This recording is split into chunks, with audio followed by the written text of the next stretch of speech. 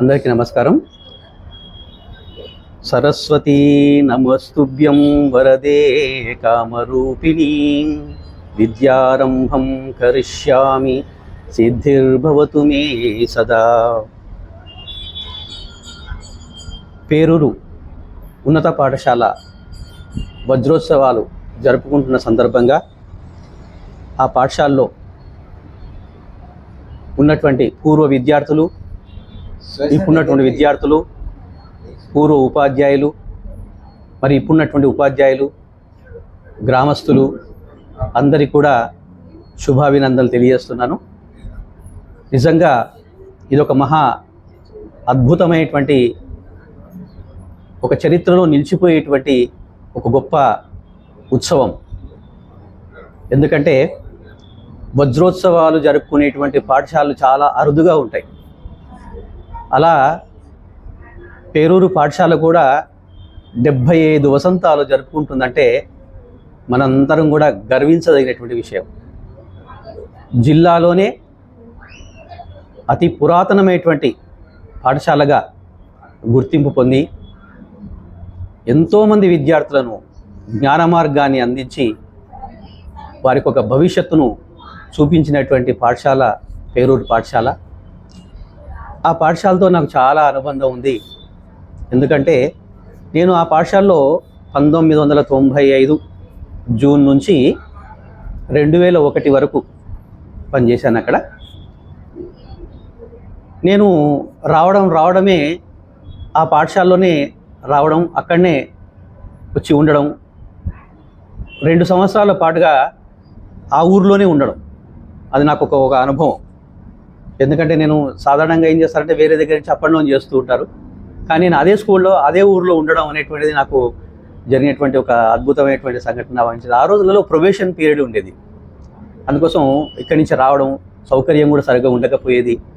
కాబట్టి ఆ ఊరిలోనే ఉండి ఫ్యామిలీతో సహా, నిజం చెప్పాలంటే మొట్టమొదట నేను కుటుంబాన్ని తీసుకొని పేరూరుకు వచ్చినా అని చెప్పేసి అన్నప్పుడు ఉదయం దిగేది పాఠశాలలో చూసుకొని మధ్యాహ్నం సమయంలో లంచ్ టైంలో ఎక్కడ రూములు దొరుకుతాయని వెతికొచ్చేది అనమాట. ఆ సందర్భంలో మా సురేష్ గారు అప్పుడే పరిచయం అయినారు. ఆ తర్వాత అలా వెతుకుతున్న సందర్భంలో ఇక బొంబాయి కృష్ణ ఇల్లు, అది నాకు ఇప్పటికీ బాగా గుర్తు.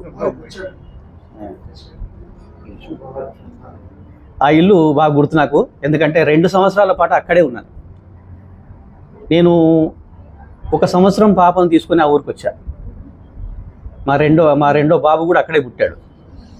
సో కాబట్టి ఆ ఊరితో నాకు చాలా అనుబంధం అనిపించింది.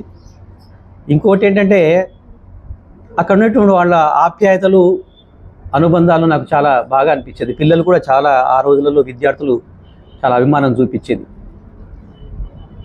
నేను చెప్పే సబ్జెక్టు తెలుగు.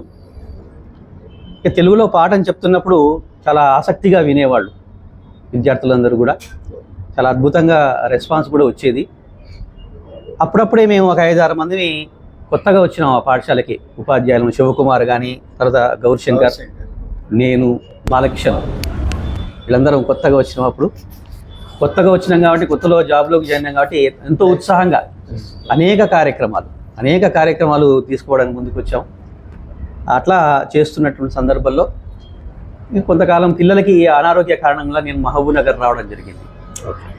అక్కడి నుంచి నేను ట్రైన్లో వచ్చి ఉదయం రావడం, మళ్ళీ సాయంత్రం వెళ్ళిపోవడం, ఇలా చేస్తూ ఉంటుంది. 2001లో ట్రాన్స్ఫర్లు పడినాయి. జనరల్గా ట్రాన్స్ఫర్లు పడ్డ తర్వాత అక్కడి నుంచి నేను ట్రాన్స్ఫర్ అయిపోవడం జరిగింది, మన్నెంకొండకు రావడం జరిగింది 2001లో.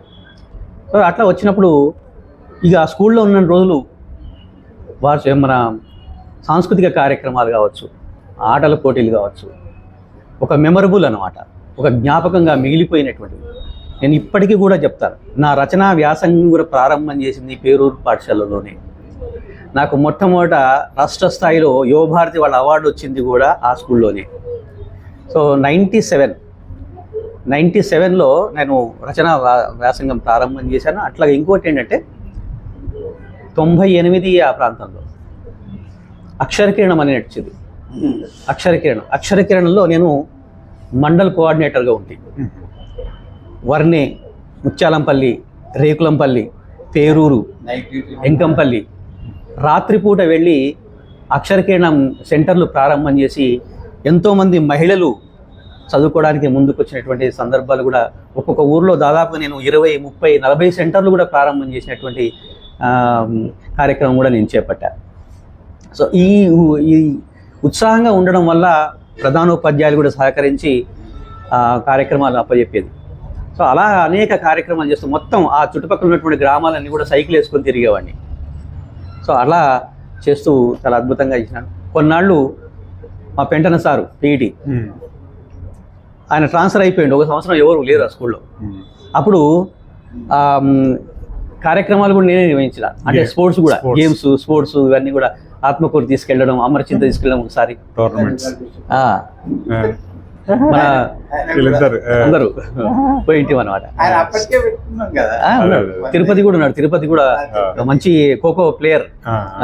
సో అక్కడ ఆ వాలీబాల్ కానీ ఖోఖో కానీ అద్భుతంగా ఆడేవాళ్ళు. మొత్తం మీద ఖోఖో కానీ వాలీబాల్ కానీ మన గేమ్స్ జిల్లా స్థాయిలో గేమ్స్కి వెళ్ళినామంటే ఖచ్చితంగా షీల్డ్ రావాల్సిందే స్కూల్కి. అలా చాలా గ్రామస్తులు కూడా బాగా సహకరించేవాళ్ళు. అట్లా తీసుకురావడం, ఆ తర్వాత మూర్తి వచ్చినాడు.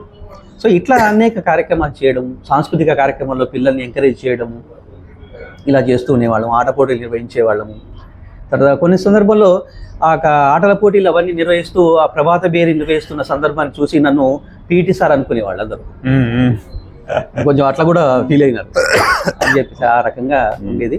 సో అద్భుతమైనటువంటి ఈ అనుభవాలన్నీ నాకు జ్ఞాపకం వస్తుంది. ఓకే. సో అలా మొట్టమొదటి నేను ప్రారంభంలో స్కూల్లో చేరినప్పుడు హైదరాబాద్లో ఉండేవాడిని. అంత దూరం వచ్చింది, సౌకర్యం లేదు. నేను హైదరాబాద్లో ఒక స్కూల్లో చేసేవాడిని, ప్రైవేట్ స్కూల్లో చేసేవాడిని. ఇంత చిన్న స్కూల్కి అంత దూరం పడేసినారు, మళ్ళీ ఇట్లా ఏం సంగతి అని చెప్పాను. వెంకంపల్లిలో అపాయింట్మెంట్ పేరూరే ఫస్ట్ అపాయింట్మెంట్, పేరూరులోనే ఫస్ట్ అపాయింట్మెంట్. అది కూడా రావడం కూడా హైదరాబాద్ నుంచి డైరెక్ట్ పేరూరుకే వచ్చినది విత్ ఫ్యామిలీ చిన్న పాపని తీసుకొని. ఇంకో విచిత్రం ఏంటంటే, నేను అక్కడ స్కూల్లో పనిచేసినప్పుడు హైదర్గూడలో ఉంటాయి అనమాట. హైదర్గూడలో లంగర్ హౌస్ దగ్గర. అక్కడ స్కూల్ దాదాపు 2-3 సంవత్సరాలు నేను సొంతంగా నేనే నడిపా. అక్కడ బాగా అనుబంధం పిల్లలతోటి, అక్కడ పిల్లలతోటి, పేరెంట్స్ తోటి. నేను ఒక పేరెంట్ ఒక ఆయన నా మీద అభిమానంతో ఒక ట్రాలీలో వేసుకొని వచ్చిన సామాన్, దాని ఎంబడి వచ్చిండు, సారు స్కూల్ ఎట్లుందో చూద్దాం అని చెప్పేసి. నాకు ఇప్పటికీ అనుభవం. సో అక్కడికి వచ్చిన తర్వాత ఆయన రావడము ఇవన్నీ చూస్తుంటే చాలా అనుబంధం అనిపించింది. ఎంకంపల్లికి రాగానే ఒక పెద్ద ఐటీఐ బిల్డింగ్ అనిపించింది. చాలా స్కూల్ పెద్దదనుకున్న, ఊరు చాలా పెద్దగా ఉంటుంది అని చెప్పి అది చూడంగానే ఇది వాతావరణం పెద్ద ఊరు చాలా పెద్దగా ఉండొచ్చు ఏదని చెప్పారు. కానీ లోపలికి వెళ్ళేసరికి వెంటనే ఒక ప్రాథమిక ఆరోగ్య కేంద్రం రావడం, ఆ ముందుకు వెళ్ళగానే ఇక ఇట్లా కోటేసి రాస్తుంటే సరే తన వాతావరణం బాగా ఉండడానికి అవకాశం ఉంది అని చెప్పి అనుకున్నాను. కానీ ఆ రోజుల్లో చాలా కష్టంగా ఉండేది అని చెప్పాలంటే. ఉదయం ట్రైన్కి వచ్చినామంటే మళ్ళీ రాత్రికి వెళ్ళడమే. కొన్ని సందర్భాల్లో మా పిల్లల మొహం కూడా చూసేవాడు కాదు ఒక రకంగా. ఎందుకంటే కొన్ని సందర్భాల్లో రాత్రిపూట ట్రైను, నైట్ ట్రైన్ అయ్యేసరికి నైట్ ట్రైన్ ఒకసారి క్రాసింగ్ అయ్యేది. అది ఏ రాత్రికో 10 గంటలకు ఇంటికి పోయేది. మళ్ళీ పొద్దున్నే లేచి 8 గంటలకు రావడం. సో ఏది జరిగినా ఇదంతా 2001 నుంచి 1995 నుంచి 2001 వరకు చేసిన కాలము ఎప్పుడైపోయిందో అనిపించేది. సాయంత్రం రాగానే వాలీబాల్ ఆడుకోవడం, ఇది అయిపోగానే మళ్ళీ ట్రైన్ టైం వరకు టైం ఉండేది అన్నమాట. అందుకోసం సాయంత్రం స్కూల్ అయిపోగానే అక్కడ వాలీబాల్ ఆడుకోవడం, ఇట్లా మళ్ళీ అందరం నడుచుకుంటూ వెళ్ళి వెంకటగిరి స్టేషన్లో పడిగాపులు పడి, అది ఇప్పుడు రాత్రికి వచ్చేది, ఒక్కోసారి ట్రైన్ రావడమే చాలా లేటుకు వచ్చేది. ఇవన్నీ అనుభవాలు నిజంగా చెప్పాలంటే నాకు ఒక అద్భుతమైనటువంటి అనుభవాలు. ఎంత చెప్పినా నిజం చెప్పాలంటే నేను ఒక పుస్తకం కూడా రాయొచ్చు, అంతటి అద్భుతమైనటువంటి అనుభవాలు నాకు ఉన్నాయి. కాబట్టి ఈ పాఠశాలలో కేవలం విద్యనే కాదు, ఒక సంస్కారవంతమైనటువంటి వాతావరణం ఉండేది. ఎందుకంటే విద్యార్థులు కూడా అట్లాగే ఉండేది.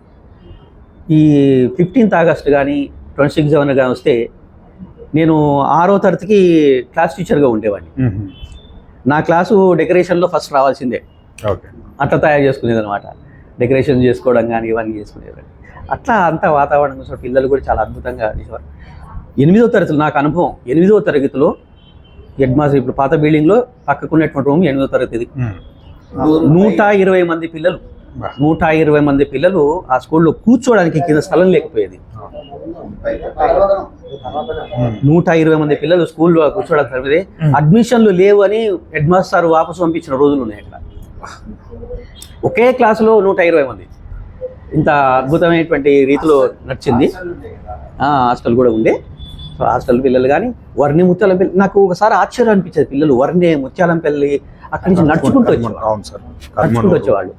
పోయేటప్పుడు కానీ నడుచుకుంటూ. పీడి సార్ నాకు బాగా గుర్తు, మన పేరూరు ఊళ్ళ ముందు నుంచి నడుచుకుంటూ అందరూ ఆయన సైకిల్ పట్టుకొని నడుచుకుంటూ వచ్చేది, పిల్లలు ఎంబడి నడుచుకుంటూ వచ్చేది, అందరూ స్కూల్కి రావడం, మళ్ళీ పోయేటప్పుడు అట్లాగే పోవడం. చాలా అద్భుతమైనటువంటి అనుభవాలు కనిపించినాయి. కాబట్టి మరొక్కసారి అందరికీ కూడా నాకు ఆహ్వానం అందించినందుకు తప్పనిసరిగా అందరం కలిసి ఈ యొక్క వజ్రోత్సవ వేడుకను అద్భుతంగా తీర్చిదిద్దాం, తయారు చేద్దాం, అందరం కూడా జరుపుకుందాం. అందరికీ ధన్యవాదాలు. Thank you sir. Thank you.